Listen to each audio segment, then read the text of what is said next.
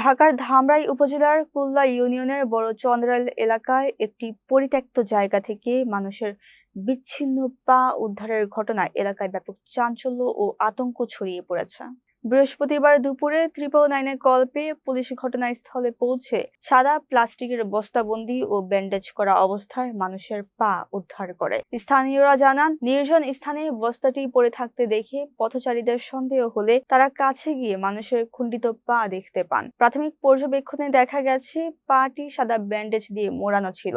ধামরাই থানা পুলিশের ধারণা এটি কোনো হাসপাতালের অস্ত্র পাচারের পর ফেলে দেওয়া অংশ হতে পারে, তবে এর পেছনে কোনো অপরাধমূলক কর্মকাণ্ড জড়িত কিনা তাও খতিয়ে দেখা হচ্ছে। ধামরাই থানার ভারপ্রাপ্ত কর্মকর্তা জানিয়েছেন, উদ্ধারকৃত খণ্ডিত অংশটি ডিএনএ পরীক্ষা ও ময়নাতদন্তের জন্য ঢাকার শহীদ সোহরাওয়ার্দী মেডিকেল কলেজ হাসপাতালে পাঠানো হয়েছে। সঠিক তদন্তের মাধ্যমে নিশ্চিত হওয়া যাবে এটি কোনো ক্লিনিক্যাল বর্জ্য নাকি বড় কোনো অপরাধের অংশ। বর্তমানে ওই এলাকায় নিরাপত্তা নিশ্চিতে পুলিশি টহল জোরদার করা হয়েছে।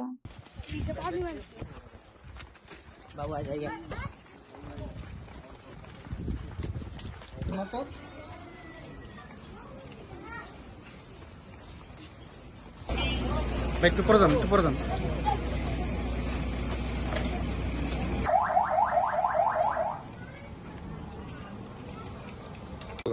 বলবো? ধন্যবাদ। আজকে আজ 16 এপ্রিল 2026 খ্রিস্টাব্দ বেলা 11:30টার দিকে 999-এর মাধ্যমে একটা মেসেজ আসে যে একজন অজ্ঞাতনামা ব্যক্তির একটা পায়ের অংশ কুল্লা ইউনিয়নের বউবাজার এলাকায় পরিত্যক্ত অবস্থায় পড়ে আছে।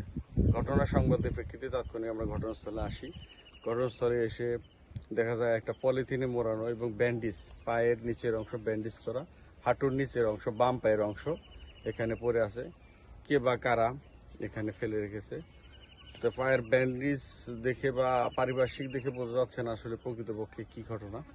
এই ঘটনা যেহেতু অজ্ঞাত, সেজন্য আমরা প্রকৃত কারণ জানার জন্য এই অংশের সুরতার রিপোর্ট প্রস্তুতপূর্বক ডিএনএ ম্যাচ করার জন্য এবং প্রকৃত রহস্য উদ্ঘাটনের জন্য হাসপাতাল মর্গে ফ্রেম করছি এবং সম্ভাব্য সকল স্থানে আমরা খোঁজাখুঁজি করতেছি। প্রকৃত রহস্য পাওয়া গেলে আইনগত ব্যবস্থা নেওয়া হবে। আচ্ছা, আপনারা কি জানতে পেরেছেন যে এটা পুরুষ বা নারী খণ্ডিত পা? না, এরকম বোঝা যাচ্ছে না, কারণ এটা দীর্ঘদিন হয়ে যাওয়ার কারণে গলিত অবস্থা, এটা বোঝা যাচ্ছে না এটা পুরুষ না নারীর পায়ের অংশ।